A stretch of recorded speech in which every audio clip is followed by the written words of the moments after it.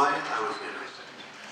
Well, that's a question for you, because I'm here to talk. So what about you? Why are you here? You could say that you got maybe invited by a friend, or you saw on an advertisement, or you just wondered what this thing is about, and decided to come. So let me ask another question, a better one. What's the point in being here? Well, you will learn. You will gain knowledge. Every single experience in life, every single thing we do, is a learning experience.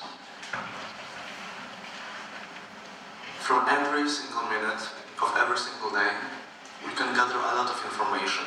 Of course, this information doesn't have to be momentarily useful. Like, for example, you walk down a road and think, oh, it's cold outside.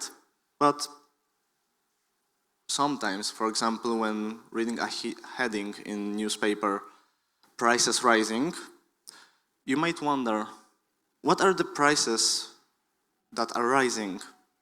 Maybe bus ticket rises, museum ticket rises, or maybe the banana prices in supermarket are rising.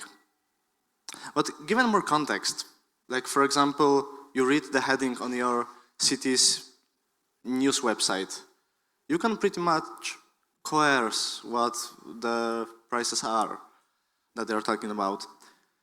Probably bus ticket prices, or maybe parking ticket prices.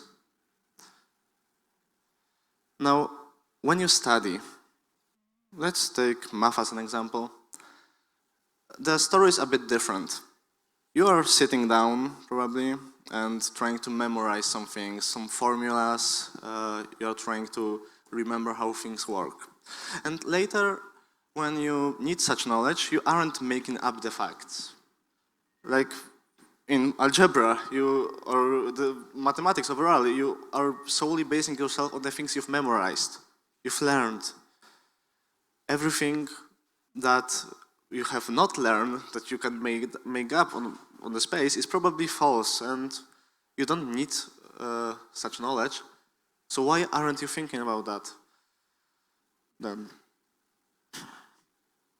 We'll get to that. But first, when you study and when you read a newspaper heading, you will eventually hit a wall, the unknown. And that's for every single bit of knowledge that we gain. Eventually, we will not know something. Like, for example, you read a neuroscience article, and you will probably understand what the author is trying to convey. Like, maybe there was some breakthrough in the research, or some operation was successful. But without prior knowledge in the neuroscience field, will you know what a hippocampus is, or what a cerebellum is? Not really. You do get familiar with the term that something like that exists, but do you really know everything there is to the subject?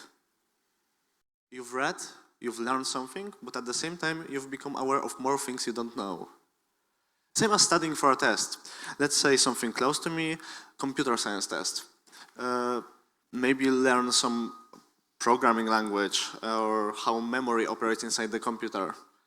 And great, you've learned something, but later on, you realize that you know less and less, that there are different CPU architectures, that there are different operating systems, and not every knowledge is universal. So,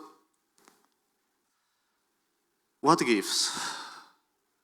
Have you learned something, or have you learned less? Well, last year I was watching a series on Netflix called Arcane, and there was a character with the same name as me, Wiktor, which said a very interesting thing for me. Knowledge is a paradox. The more one understands, the more one realizes the vastness of his ignorance. And that struck me. This is the very thing that I've been dealing with daily. Like, I try to stay engaged in many fields, like maths, like computer science, pop culture, meaning anime, games, series, etc. Some techie stuff like servers, I don't know. Lately, I've started learning Japanese. It's written Japanese, by the way, so you don't get the wrong picture. So there's a lot to cover, and I don't have time for all of that. Like, sure, I want to know how tech works, like, for example, how cameras operate. And even though I'm interested somehow in this topic, I'd much rather, for example, learn a new set of Japanese words. Sure, the foundation is vast. I can learn a lot of things and venture into many topics, but I can't really cover everything. And even if I do, for example, the camera, I learn how it works, how it operates, and learn some basic models. Then I realize there are more models to discover. There are different lenses, different lighting settings. I don't know. I haven't learned that yet. So why is that? Well, the thing is, knowledge is infinite, while our minds are finite. However it sounds, it's true. We can learn and learn and learn and learn and learn and learn, and such cycle can never end. And it's scary somehow that our little understanding of any topic will be insignificant in the face of endlessness of knowledge. I know so little compared to how much there is to know. But that's not necessarily a bad thing. Realizing one's own cluelessness is the first step to knowledge. Just like Socrates said, I know nothing. It's a very intriguing quote, I'd say, because even though Socrates admitted to knowing nothing, he was still considered the smartest, the most intelligent person in the Athens, even recognized by such big figures as Oracle of Delphi herself. So, very important Greek persona. And why is that? Well, Socrates doesn't start understanding the world with knowledge. He starts with wondering.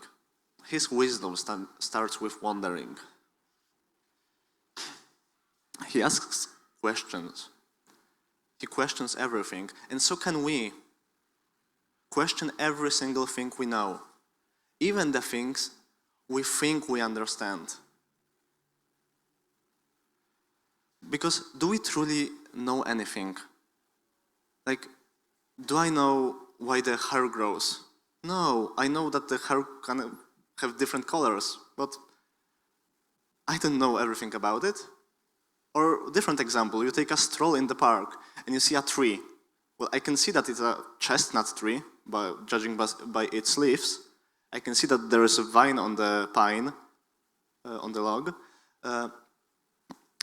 But given that, I can still ask questions. How old is this tree? Okay, maybe I can guess it's quite old, but maybe who planted it there? What did the chestnut evolve from? Or who else wondered the same thing? Who asked the same questions to himself? There are endless questions to every single thing we know. And so there are endless answers to every single thing we know. Considering that, we can maybe figure this whole thing out. Like, what if I ask a question regarding one thing that answers another thing? Considering that everything is infinite, it should somehow work out. And so I can. For example, why does the bird sing? Well, maybe not why, but how. How does the bird sing? Probably the principle is very similar to humans. Like we have voice cords, and so does the birds. It's as simple as that. But let's go further. For example, why is the sky blue? Well, I can tell you that it's the same principle as blue poison dart frogs are blue. There's no pigment in the air. There's no blue pigment at all. They refract light in a particular way. It's a crazy collection, but it is a connection. Another one. What does the apple have to do with coins? Well, it's very simple. Apple was the thing that made Isaac Newton, wonder about the gravity. It fell near him. And so he wondered what happens. But it also turns out that Isaac Newton was the person who invented, or rather decided, that coins should be rigged on the ridges, that there should be tiny teeth around it. The same person, two completely different things. You wouldn't connect it normally. And let's go even further. You could connect black holes, or the science behind them, with vacuum-sealed packaging that maybe some of us use every day. It's a long topic. I can tell you that it has to do with the quantum foam, but there is a connection. And every single object, every single thing, every single bit of knowledge has a connection. And we just have to search for them.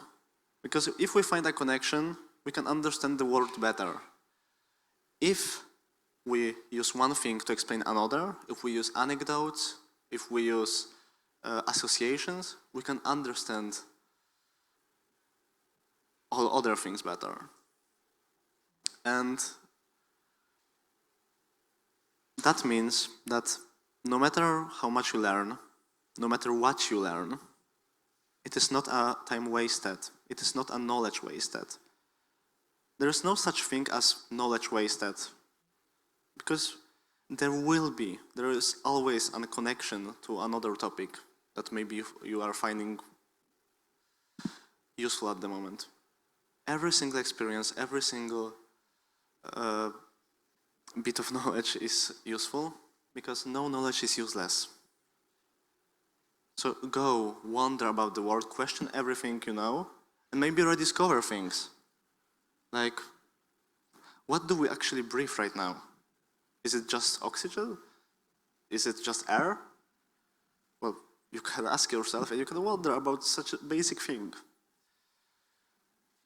And as such, I thank you for listening, and I'd like to make a connection here that everything is connected. Thank you.